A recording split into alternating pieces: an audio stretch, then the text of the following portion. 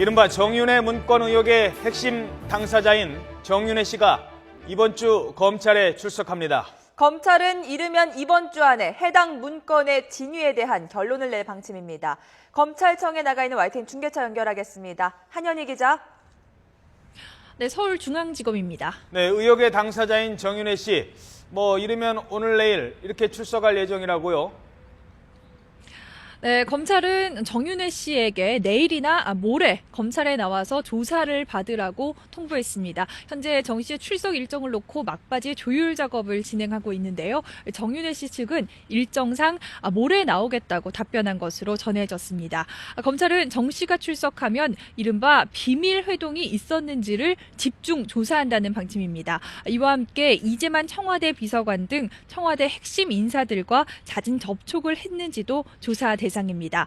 장외 공방을 벌이고 있는 조응천 전 비서관과의 대질 신문 가능성도 높습니다. 그동안 정 씨는 일명 십상시 모임 자체가 없다며 비선 실세 의혹을 일축했습니다. 하지만 최근에는 이 청와대 핵심 측근 비서관 3인 가운데 한 명인 이재만 비서관과 통화를 했다는 사실이 알려지면서 논란을 키웠습니다. 비선 실세 의혹의 당사자인 정윤회 씨가 출석하면 검찰의 수사도 속도를 낼 전망입니다. 검찰은 이르면 이번 주 안에 정윤회 문건의 실체에 대한 결론을 낼 방침인 것으로 알려졌습니다. 네, 십상시라 불리는 비밀 회동의 실체가 있는지 없는지 밝히기 위해서 검찰이 주목하고 있는 건 뭡니까?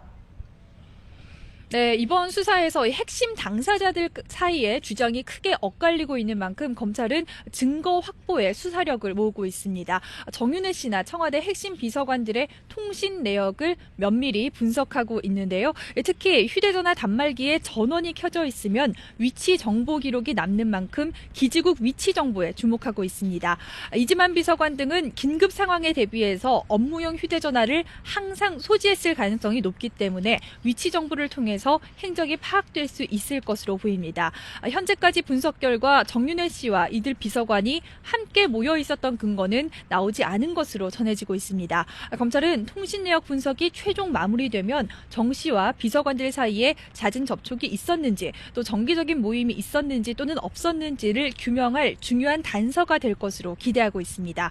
다만 검찰 관계자는 차명 휴대전화의 존재 여부도 확인해야 하기 때문에 추가 자료 분석도 하고 있다고 설명했습니다. 아직 문건 내용을 뒷받침할 근거도 나오지 않고 있습니다. 문건이 사실이라고 주장한 박관청 경정과 조응천 전 비서관이 모임이 있었다는 증거를 제시하지 못한 것으로 전해졌습니다. 때문에 현재로서는 비밀 회동이 없었다는데 무게가 실리고 있습니다. 다만 의혹이 계속 확산되는 상황에서 검찰이 모임이 없었다고 결론을 내더라도 논란은 계속될 전망입니다. 자, 그러니까 문건의 진위 여부는 어느 정도 수사가 진척이 되고 있는데 어떻게 해서 이게 문건이 유출됐느냐, 이 부분에 대한 수사는 진행이 좀 더딘 것 같습니다. 네, 그렇습니다. 이 문건 진위 여부와 관련된 수사와 달리 문건이 어떻게 유출됐는지와 관련된 수사는 장기화 조짐을 보이고 있습니다. 검찰은 일단 다양한 가능성을 열어놓고 수사한다는 방침인데요. 우선 청와대 측은 박관청 경정을 문건 유출자로 지목하고 있습니다. 이런 내용을 담은 자체 조사 보고서도 검찰에 제출된 상태입니다. 하지만 박 경정은 제3자가 문건을 빼돌렸다고 주장하고 있습니다. 조응천 전 비서관 역시 청와대가 제3자의 유출 사실을 알면서도 묵인했다고 주장했습니다. 검찰은 박경정의 휴대전화 통화 기록을 분석해서 문건이 언론사로 흘러들어간 경로를 파악하고 있습니다.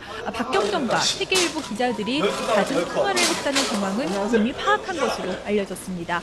검찰은 언론 보도를 통해 공개된 정윤회 문건뿐 아니라 박경정이 청와대 근무 당시에 취급한 문건들이 얼마나 또 어떻게 반출됐는지도 모두 살펴볼 계획입니다. 지금까지 서울중앙지방검찰청에서 YTN 한현입니다.